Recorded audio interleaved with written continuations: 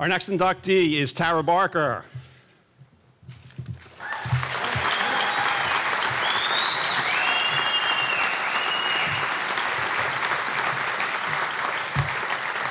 Tara was a member of the softball team from 2003 to 2006. She was a presidential scholarship winner. So Tara had options in where she wanted to go to school. It was our physical therapy program and softball that got Tara interested in Stockton.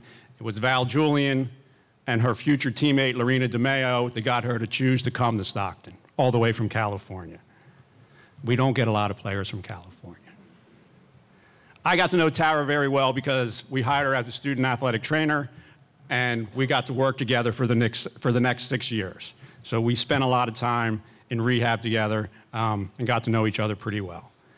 Tara clearly made the most of her Stockton experience and gave a lot back to the college in the process. She understood the pay it forward concept. But tonight we're going to pay it back just a little bit. Some of Tara's accomplishments. She was a 4-time all-conference selection. She was first team as a senior, she was second team as a sophomore and a junior, and she was an honorable mention as a freshman. She was an All-East Region 3rd team selection. She was an ECAC All-Star. She was a COSIDA Academic All-District selection. She had the sweetest swing I've seen here at Stockton in my 20-plus years. She had a smooth swing. But it was more than just pretty, so listen up. She holds the record at Stockton for doubles. She's 3rd all-time in hits and walks, 5th in home runs, 7th in career RBIs, 8th in runs scored, 9th in batting average, hitting at a .349 clip. And add to all that, she has 20 career wins as a pitcher. So she has a very impressive resume. This all reminds me that there is something about athletics that makes it truly unique. It's not something I can define. It's not something that can be measured. It's not something that can be counted. But I can describe a little part of it. It's the quality of the relationship built between teammates. It's the respect derived from opponents and also allies. It's the understanding from players that played before and the players that played afterwards. It's exemplified by everybody here tonight, and Tara was a shining example of what athletics can be. As many of you know, Tara lost the battle to cancer in early August. However, we're here tonight to try and celebrate the athletic part of her life. With that in mind, I'm going to ask you to please give a Stockton welcome to some very special guests who made it all the way here from California to New Jersey to be here with us tonight. I'd like to introduce her uncles, Jim and Doug Barker. Would you please stand for a second?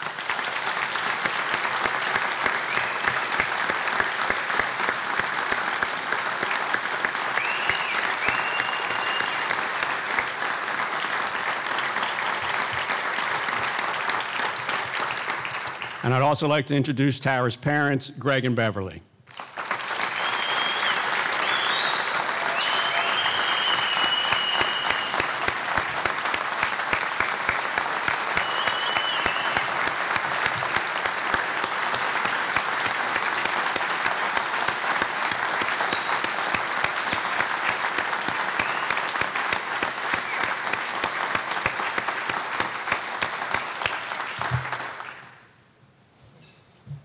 Thank you for that Stockton welcome. At this time, I'd like to bring up her uncle, Doug Barker, to accept Tara's award.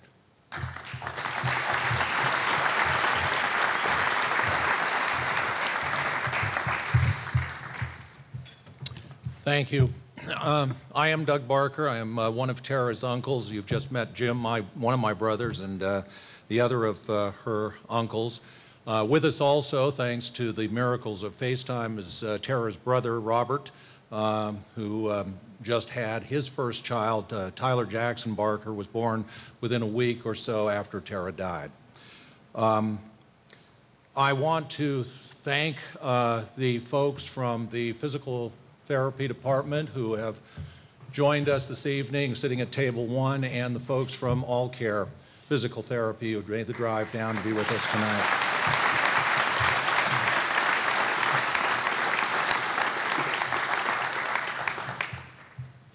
The first thing I want to do, and perhaps as an opportunity to bridge the gap between the state of New Jersey and the state of California, is to draw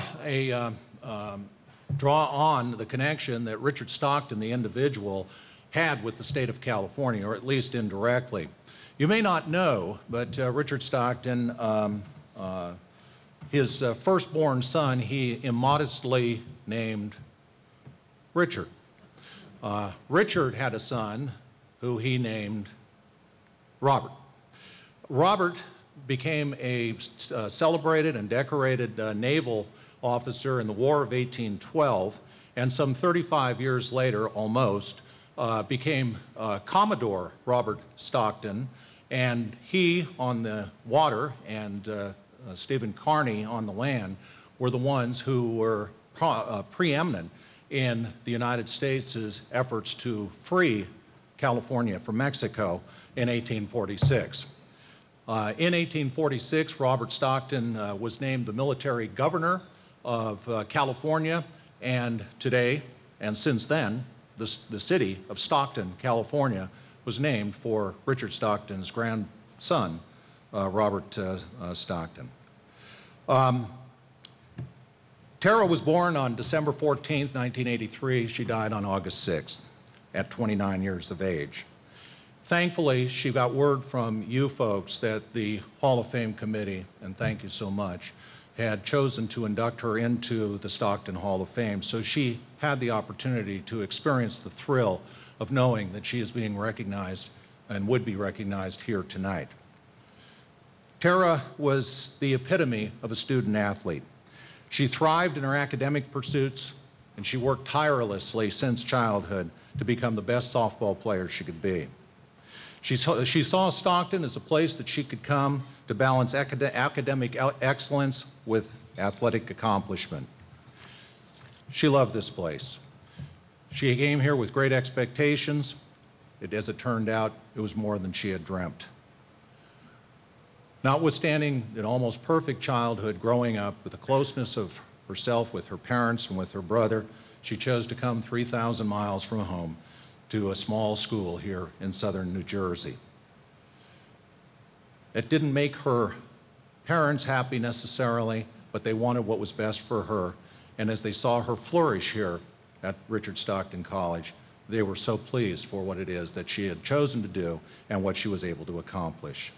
Indeed, after she graduated from Richard Stockton, first in 2006 and then again in 2008, she chose to make southern New Jersey her home. And it was here that she lived until she was diagnosed and then returned home to California. If Tara were standing here, she could not boast because that's not the type of person she was, for those of you that knew her. She was very understated. She was somebody who was always looking to the other people or other people around her rather than to herself. If her father were standing up here, he too would not be able to boast because he's her father. I'm but her uncle. I can boast. She was a scholar in high school, as John just told you. She had choices. She came here on an academic scholarship. She was an exceptional undergraduate as a student between 2002 and 2006 and was eventually admitted to the doctoral program in physical therapy. She was the first Stockton student to be awarded a doctoral degree in physical therapy, that being in 2008.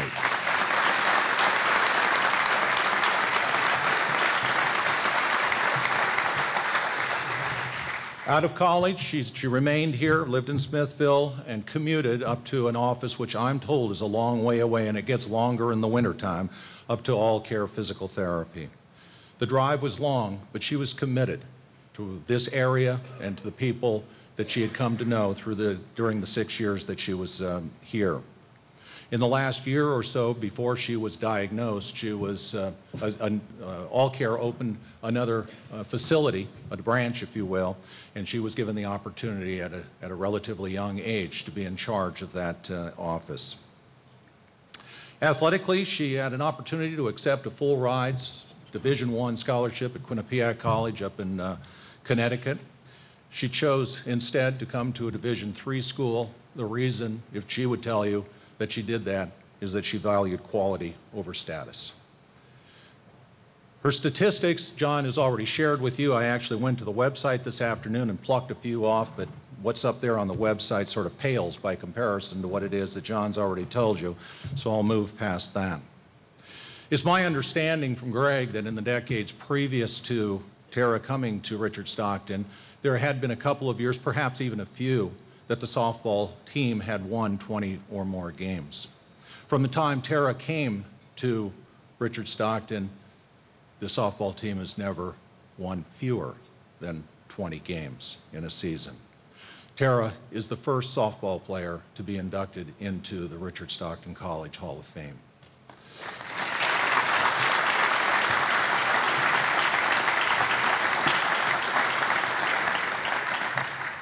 After she was diagnosed and after receiving certain care here on the East Coast, she returned to California to be cared for by her family for the last 1 year of her life. She was always optimistic. She was somebody that figured that she was going to beat this and that she was going to be back. When word was received that she was going to be honored here tonight, she sat down with her father to start crafting her speech, the speech that she should be making in front of you here today. With the passage of time, though, it became clear that she wasn't going to be able to be here in person, though she expected to be available by FaceTime if that was going to be the case, and she wanted to write a letter to you all so that in her own words she could speak to you from California. From the notes that Greg made of what conversations he had with her, this is the letter that she writes to you. To the Hall of Fame Committee and to all others who love Richard Stockton College the way I do, I am grateful beyond words that you have selected me to the Richard Stockton College Athletic Hall of Fame. On the one hand, I am honored. On the other, I'm a bit embarrassed because my life has been one of rock-solid support from my family, friends, classmates, teammates, and coaches. So being singled out for this honor seems somewhat wrong. I would never want to ignore those who got me here. Therefore, if you will, I humbly accept this induction as a product of the work, collaboration, and devotion of so many. As I work with my dad to write this letter, I am battling cancer. Thankfully, I was once introduced to the concept that life is 10% what happens to you and 90% how you react to it. I have always embraced that philosophy, knowing that I'm battling and looking forward to getting back to New Jersey soon. So what brought a girl from Southern California to New Jersey? In a way, it can be said that I broke my back to come here, or at least it can be said because I broke my back, I ended up here. As an 8th grader, after playing a lot of softball, I was diagnosed with a stress fracture in my low back. For many months, I wore an uncomfortable brace. Thereafter, I was referred to physical therapy. The treatments not only strengthened my back, but they opened my eyes to a wonderful profession. My therapist, Dave Fossiana of Moore Park, made my visits as much fun as they were challenging. I came home excited about my exercises. I loved the science, learning how the body worked and how it is that it can be repaired. As I worked to heal my back, I grew to know I wanted to become a physical therapist. In high school, I became a student athletic trainer. That gave me firsthand experiences in helping injured athletes. The opportunity to assist others in need and to be excited about the help I was able to lend reinforced my resolve to become a physical therapist and athletic trainer. After my junior year of high school, I began to search for a college that would provide me with a combination of a strong physical therapy program and a strong softball program. My family and I visited many schools, but Stockton stood alone. The physical therapy program was strong and growing. There was even a plan for extending the program to offer doctoral degrees, which of course it did. The softball program, led by Val Julian, a coach of unbounded and infectious enthusiasm. There was an athletic training program headed by John Heck, who made me feel welcome and offered me the opportunity to work in the training room. I felt challenged and excited, but comfortable and wanted. I arrived in the fall of 2002, and Stockton softball happened.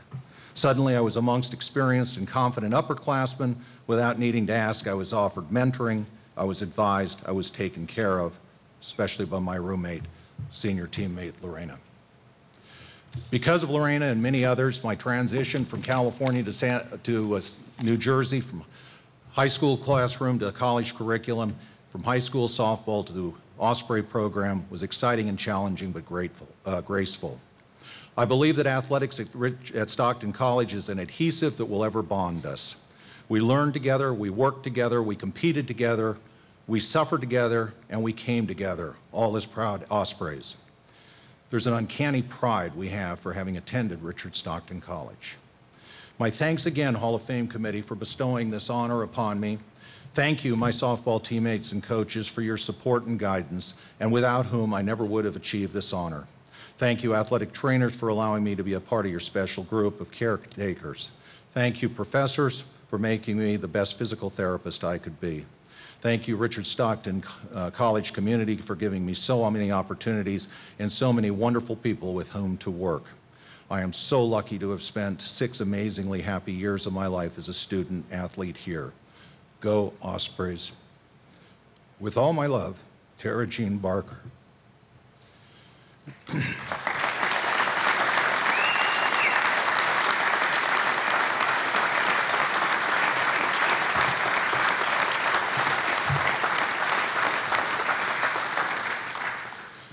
When Tara came to Stockton as a freshman, she was so excited. She was exceptionally close to her family. It was one of those TV melodrama families back in the 50s, and they were just so remarkably close. But at the same time, she knew that she'd found a new home once she got here to Stockton and began to experience life here. Remarkably, 11 years ago, in October 2002, she called home and left a message on the recorder on the home phone. Remember those? Following an intramural, or not intramural, but inter-team, inter-squad scrimmage that had been had between the black and the white, the Osprey softball team.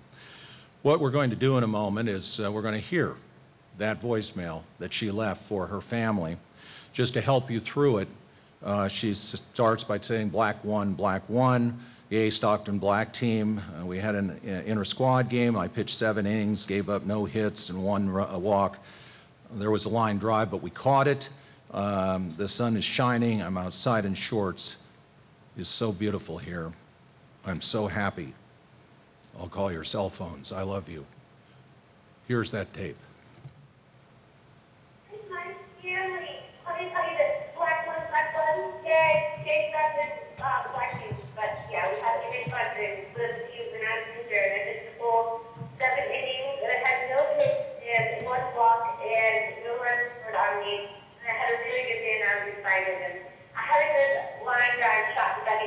Caught it. So a little bit of that, but everything was really good. It was just beautiful here. It's like 60 degrees, sunshine is out, so I'm sitting outside in shorts, and I'm just very happy. So I'm going to have some perspective cell phones and see where you guys are, but I love you a lot. Okay, talk to you later.